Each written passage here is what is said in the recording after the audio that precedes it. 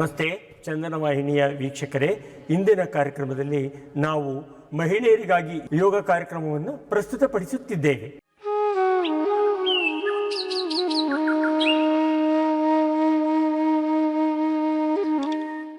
ಮೊದಲಿಗೆ ಕಾಲುಗಳಿಗೆ ಶಕ್ತಿಯನ್ನು ಕೊಡುವಂತಹ ವೃಕ್ಷಾಸನ. ಇದನ್ನು ಮಾಡುವುದರಿಂದ ಕಾಲುಗಳಿಗೆ ಶಕ್ತಿ ಬರ್ತದೆ ಹಾಗೂ ಎದೆಯ ಎಲ್ಲ ತೊಂದರೆಗಳು ನಿವಾರಣೆ ಆಗ್ತದೆ. ಇದನ್ನು ದಿನನಿತ್ಯ ಮಾಡುವುದರಿಂದ ಬೆನ್ನು ನೋವು ಸಹ ಮತ್ತು ಕುತ್ತಿಗೆ ನೋವು ಸಹ ವಾಸಿಯಾಗ್ತದೆ. ನಿಧಾನವಾಗಿ ತಾಡಾಸನದ ಸ್ಥಿತಿಯಿಂದ ಎರಡೂ ಕೈಗಳನ್ನು ಭುಜಕ್ಕೆ ನೇರವಾಗಿ ಮುಂದೆ ಚಾಚಿ, ಈಗ ನಿಧಾನವಾಗಿ ಭುಜಕ್ಕೆ ನೇರವಾಗಿ ಬಲಗಡೆ ಎಡಗಡೆ ಚಾಚಿ, ಈಗ ಕೈಗಳ ಸಹಾಯದಿಂದ ಬಲಗಾಲನ್ನು ಮೊದಲು ಮಡಚಿ, ಈಗ ನಿಧಾನವಾಗಿ ಎರಡು ಕೈಗಳನ್ನು ಮೇಲಕ್ಕೆ ಎತ್ತಿ ಆಸನದ ಸ್ಥಿತಿಯಲ್ಲಿ 5 ಸೆಕೆಂಡ್ಸ್ ಅಂದರೆ 5 ಎಣಿಸುವವರೆಗೆ ಮಾತ್ರ ನಿಲ್ಲಿ. ಸಹಜ ಉಸಿರಾಟ ಇರಲಿ.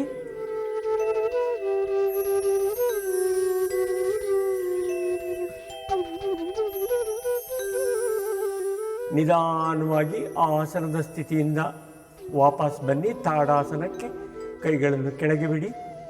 ಅದೇ ರೀತಿ ನಿಧಾನವಾಗಿ ಎರಡು ಕೈಗಳನ್ನು ಮತ್ತೆ ಭುಜಕ್ಕೆ ನೇರವಾಗಿ ತಗೊಳ್ಳಿ. ಈಗ ಕೈಗಳ ಸಹಾಯದಿಂದ ಎಡಗಾಲನ್ನು ಮಡಚಿ, ಎರಡೂ ಕೈಗಳನ್ನು ನಿಧಾನಕ್ಕೆ ಮೇಲಕ್ಕೆ ಎತ್ತಿ ಅನಂತಾಸನ ಸ್ಥಿತಿಗೆ ಬನ್ನಿ. ವೃಕ್ಷಾಸನದ ಸ್ಥಿತಿಯಲ್ಲಿ ಈಗ ಸಹಜ ಉಸಿರಾಟ 5 ಸೆಕೆಂಡ್ ಹಾಗೆ ನಿಲ್ಲಿ.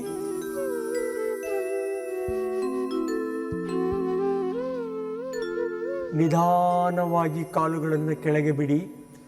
ಎರಡೂ ಕೈಗಳನ್ನು ಭುಜದ ನೇರಕ್ಕೆ ತಂದು ಮತ್ತೆ ತೊಡೆಗಳ ಮೇಲೆ ಇಡಿ. ತಾಡಾಸನದ ಸ್ಥಿತಿಗೆ ವಾಪಸ್ ಬನ್ನಿ.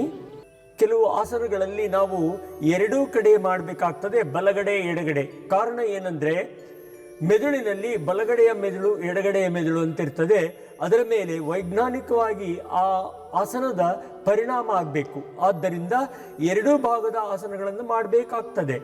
ಈಗ ಮಾಡೋಣ ವೀರಭದ್ರಾಸನ ಭಾಗ 2. ವೀರಭದ್ರಾಸನ ಅಂದರೆ ವೀರಭದ್ರ ಶಿವನ ಸಾಕು ಮಗ ಅಥವಾ ದತ್ತುಪುತ್ರ ಅಂತ ಹೇಳ್ತಾರೆ. ಅವನು ದಕ್ಷ ಬ್ರಹ್ಮನನ್ನು ಸಾಯಿಸುವಾಗ ಈ ಒಂದು ರೀತಿಯಲ್ಲಿ ಓದಂತೆ, ಅದಕ್ಕೋಸ್ಕರ ಇದಕ್ಕೆ ವೀರಭದ್ರಾಸನ ಅಂತ ಹೇಳ್ತಾರೆ. ಇದು 3 ಥರ ಇರುತ್ತೆ. ಅದರಲ್ಲಿ ಒಂದು ತರಹದ ವೀರಭದ್ರಾಸನವನ್ನು ಈಗ ತೋರಿಸ್ತಾರೆ. ಇದರಿಂದ ಸೊಂಟ ನೋವು, ಬೆನ್ನು ನೋವು ವಾಸಿಯಾಗಿ ಶ್ವಾಸಕೋಶ ಮತ್ತು ಹೃದಯಕ್ಕೆ ಶಕ್ತಿ ಬರ್ತದೆ. ಇದು ಕುತ್ತಿಗೆ ನೋವಿಗೆ ಬಹಳ ಒಳ್ಳೆಯದು. ಈಗ ಎರಡು ಕೈಗಳನ್ನು ಭುಜಕ್ಕೆ ನೇರವಾಗಿ ತಗೊಳ್ಳಿ. ಬಲದ ಕಡೆಯ ಕಾಲನ್ನು ನಿಧಾನವಾಗಿ ಬಲಗಡೆ ತಿರುಗಿಸಿ. ಈಗ ಬಲಗಡೆಯ ಮಂಡಿಯನ್ನು ಅಥವಾ ಮೊಣಕಾಲನ್ನು ಮಡಿಚಿ ನಿಧಾನವಾಗಿ ಬಲಗಡೆ ದೇಹವನ್ನು ತಿರುಗಿಸಿ ಎರಡೂ ಕೈಗಳನ್ನು ಕಿವಿಗೆ ನೇರವಾಗಿ ಮೇಲೆ ಎತ್ತಿ ಕುತ್ತಿಗೆ ನಿಧಾನವಾಗಿ ಹಿಂದಕ್ಕೆ ತಳ್ಳಬೇಕು, ಕೆಳಕ್ಕೆ. ಈಗ ಅದೇ ಸ್ಥಿತಿಯಲ್ಲಿ ಸಹಜ ಉಸಿರಾಟ 5 ಸೆಕೆಂಡ್ ಆಗುವವರೆಗೆ ಹಾಗೆ ನಿಲ್ಲಬೇಕು.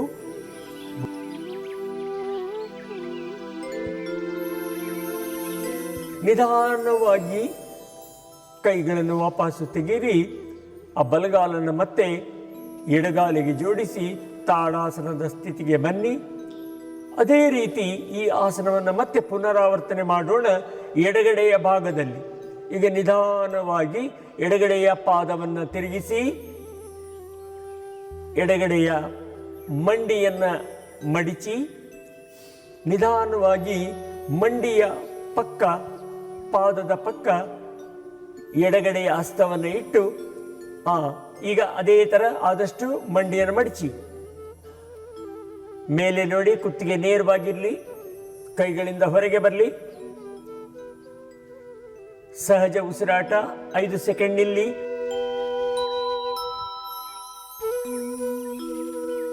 ನಿಧಾನವಾಗಿ ವಾಪಸ್ ಬನ್ನಿ.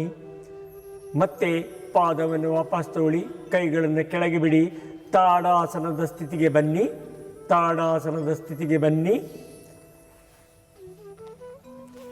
ಈಗ ಮಾಡೋಣ ಪಾರ್ಶ್ವ ಕೋನಾಸನ. ಅಂದರೆ ಕೋನ ಅಂದರೆ ಮೂಲೆ, ಈ ಪಾರ್ಶ್ವಕೋನಾಸನವನ್ನು ಮಾಡುವುದರಿಂದ ಪಿತ್ತಕೋಶದ ತೊಂದರೆ ಮತ್ತೆ ಜಠರ, ಯಕೃತ್ ಇವೆಲ್ಲ ಹೊಟ್ಟೆ ಭಾಗಗಳ ತೊಂದರೆ ನಿವಾರಣೆಯಾಗಿ ಮೂತ್ರಕೋಶದಲ್ಲಿರುವಂತಹ ಕಲ್ಲು ಸಹ ಇದನ್ನು ವಾಸಿ ಮಾಡ್ತಾ ಬರೋದ್ರಿಂದ ಅಭ್ಯಾಸವನ್ನು ವಾಸಿಯಾಗ್ತದೆ ಅಂತಹ ಕಾಯಿಲೆಗಳು. ಮತ್ತು ಇದರಿಂದ ಸೊಂಟದ ಪಕ್ಕದಲ್ಲಿರುವಂತಹ ಬೊಜ್ಜಿನ ಅಂಶ ಅದು ಕಡಿಮೆ ಆಗ್ತದೆ. ಈಗ ಎರಡು ಪಾದಗಳನ್ನು ಜೋಡಿಸಿ ತಾಡಾಸನ ಸ್ಥಿತಿಗೆ ಬಂದು ಬಲಗಡೆಯ ಪಾದವನ್ನು ಬಲಗಡೆ ಚಾಚುತ್ತಾ ಹೋಗಿ ಈಗ ಬಲಗಡೆಯ ಪಾದವನ್ನು ಮಡಿಚಿ ಮಂಡಿಯನ್ನು ಸಹ ಮಡಿಚಿ ನಿಧಾನವಾಗಿ ಬಲಗಡೆಯ ಹಸ್ತವನ್ನು ಬಲಗಡೆಯ ಪಾದದ ಪಕ್ಕ ಇಟ್ಟು ಇನ್ನೊಂದು ಕೈ ನೇರವಾಗಿ ತೋಳಿಗೆ ಮುಟ್ಟಿಸಿ ತಾಗಿಸಿ ಅದು ಕೈ ನೇರವಾಗಿ ಇರಬೇಕು. ಇದೇ ಸ್ಥಿತಿಯಲ್ಲಿ 5 ಸೆಕೆಂಡ್ ನಿಲ್ಲಿ.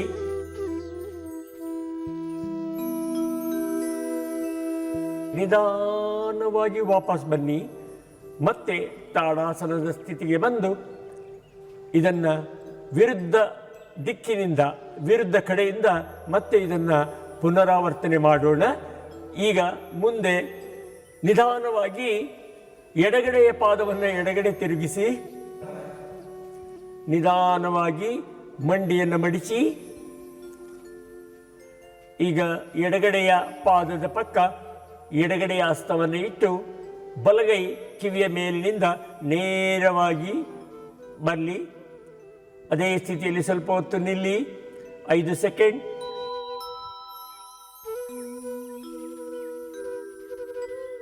ನಿಧಾನವಾಗಿ ವಾಪಸ್ ಬನ್ನಿ. ಮತ್ತೆ ತಾಡಾಸನದ ಸ್ಥಿತಿಗೆ ಬನ್ನಿ. ಈಗ ಪಾರ್ಶ್ವಕೋನಾಸನವನ್ನು ಮಾಡೋಣ. ತಾಡಾಸನದ ಸ್ಥಿತಿಗೆ ಬಂದು ನಿಧಾನವಾಗಿ ಬಲಗಡೆಯ ಪಾದವನ್ನು ಬಲಗಡೆ ನಿಧಾನವಾಗಿ ಚಾಚಿ ಉಸಿರನ್ನು ಬಿಡುತ್ತಾ ಬಲಗಡೆಯ ಹಸ್ತವನ್ನು ಮತ್ತೆ ಉಸಿರು ತಗೊಳ್ಳಿ. ಉಸಿರನ್ನು ಬಿಡುತ್ತಾ ನಿಧಾನವಾಗಿ ಬಲಗಡೆಯ ಹಸ್ತವನ್ನು ಬಲಗಡೆಯ ಪಾದದ ಪಕ್ಕ ಇಟ್ಟು ನಿಧಾನವಾಗಿ ಇನ್ನೊಂದು ಕೈಯನ್ನು ಕಿವಿಯ ಮೇಲೆ ಚಾಚಿ ಅದೇ ಸ್ಥಿತಿಯಲ್ಲಿ 5 ಸೆಕೆಂಡ್ ನಿಲ್ಲಿ.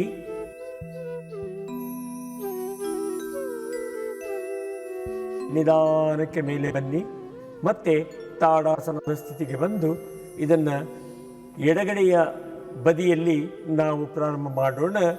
ಇದನ್ನೇ ಪುನರಾವರ್ತನೆ ಮಾಡೋಣ. ಎಡಗಡೆಯ ಪಾದವನ್ನು ನಿಧಾನಕ್ಕೆ ಚಾಚಿ ಎಡಗಡೆಯ ಪಾದವನ್ನು ಎಡಗಡೆ ತಿರುಗಿಸಿ ಈಗ ಶ್ವಾಸವನ್ನು ತಗೊಳ್ಳಿ. ಉಸಿರನ್ನು ಬಿಡುತ್ತಾ ನಿಧಾನವಾಗಿ ಎಡಗಡೆಯ ಪಾದದ ಪಕ್ಕ ಕೈಯನ್ನು ನೇರವಾಗಿ ಕಿವಿಗೆ ತೋಳು ಮುಟ್ಟುವ ಹಾಗೆ ಚಾಚಿ ಸಹಜ ಉಸಿರಾಟ ಇರಲಿ.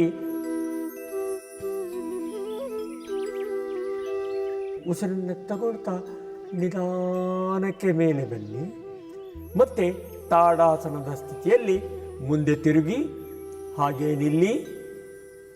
ಈಗ ಮಾಡೋಣ ಉತ್ಕಟಾಸನ. ಇದು ಕುರ್ಚಿಯ ಮೇಲೆ ಕುಳಿತ ಹಾಗೆ ಮಾಡುವಂಥ ಒಂದು ಆಸನ. 2 ಕಾಲುಗಳನ್ನು ದೂರ ಇಡಿ, ಪಾದಗಳನ್ನು 2 ಕೈಗಳನ್ನು ನಿಧಾನವಾಗಿ ಉಸಿರು ತಗೊಳ್ತಾ ಮೇಲಕ್ಕೆ ಎತ್ತಿ ಕೈ ಮುಗೀರಿ. ಮೇಲೆ ಫುಲ್ ಮೇಲೆ ಪೂರ್ತಿ ಮೇಲೆ. ಈಗ ಉಸಿರನ್ನು ತಗೊಳ್ಳಿ.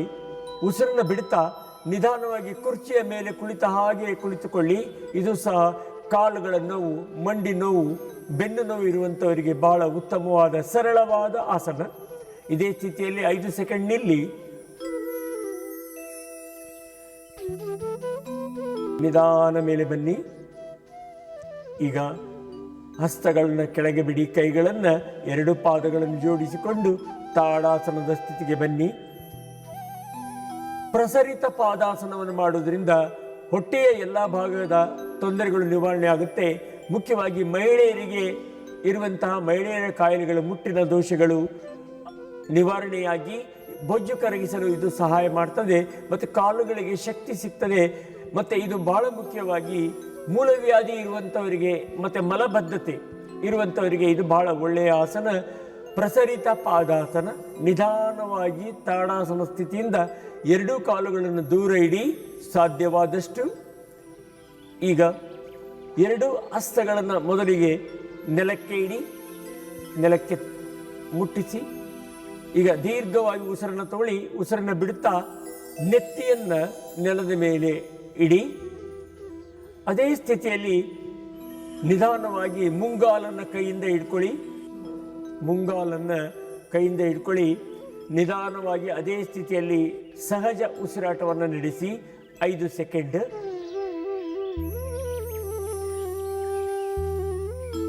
ನಿಧಾನವಾಗಿ ಮತ್ತೆ ಕೈಗಳ ಸಹಾಯದಿಂದ ತಲೆಯನ್ನು ಅಲ್ಲಿಂದ ತೆಗೀರಿ. ಮತ್ತೆ ನಿಧಾನವಾಗಿ ಮೇಲೆ ನಿಲ್ಲಿ ತಾಡಾಸನದ ಸ್ಥಿತಿಗೆ ಬನ್ನಿ. ಈಗ ಮಾಡೋಣ ಮುಂದಿನ ಒಂದು ಆಸನ. ನಿಧಾನವಾಗಿ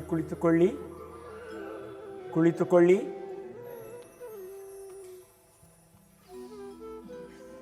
ದಂಡಾಸನದ ಸ್ಥಿತಿಗೆ ಬಂದು ನಂತರ ನಿಧಾನವಾಗಿ ವಜ್ರಾಸನದ ಸ್ಥಿತಿಗೆ ಬನ್ನಿ. ಈಗ ಮೊದಲನೇದಾಗಿ ಹಾಗೆ ಕುಳಿತುಕೊಳ್ಳಿ ದಂಡಾಸನದಲ್ಲಿ. ಈಗ ಏಕಪಾದ ಜಾನುಶಿರಾಸನ ಮಾಡೋಣ.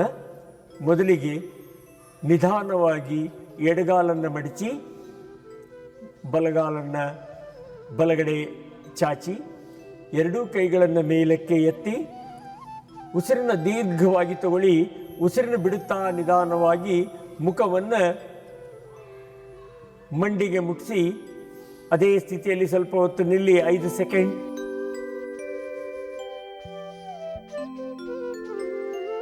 ನಿಧಾನವಾಗಿ ವಾಪಸ್ ಬನ್ನಿ. ಈಗ ಎರಡು ಕಾಲುಗಳನ್ನು ನೇರ ಮಾಡಿ ದಂಡಾಸನಕ್ಕೆ ಬನ್ನಿ. ಈಗ ಅದೇ ರೀತಿ ವಿರುದ್ಧ ದಿಕ್ಕಿನಲ್ಲಿ ಮಾಡೋಣ. ಬಲಗಡೆಯ ಕಾಲನ್ನು ಮಡಚಿ ಎಡಗಡೆಯ ಕಾಲು ನೇರವಾಗಿರಲಿ.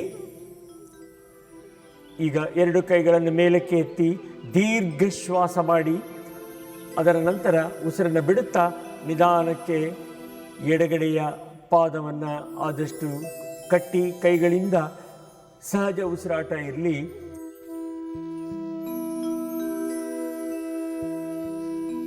ನಿಧಾನವಾಗಿ ಎರಡು ಕೈಗಳನ್ನು ಮೇಲಕ್ಕೆ ಎತ್ತಿ ನಿಧಾನಕ್ಕೆ ಎರಡು ಕಾಲುಗಳನ್ನು ನೇರ ಮಾಡಿಕೊಂಡು ನಾವು ದಂಡಾಸನ ಸ್ಥಿತಿಗೆ ಬರೋಣ. ವೀಕ್ಷಕರೇ, ತಾವೆಲ್ಲ ಈಗ ಮಹಿಳೆಯರಿಗಾಗಿ ಯೋಗದ ಒಂದು ಕಾರ್ಯಕ್ರಮವನ್ನು ನೋಡಿದ್ದೀರಿ. ಇನ್ನು ಮುಂದಿನ ಒಂದು ಭಾಗದಲ್ಲಿ ನಾವು ಇನ್ನೂ ಹೆಚ್ಚು ಆಸನಗಳನ್ನು ನೋಡೋಣ. ಧನ್ಯವಾದಗಳು.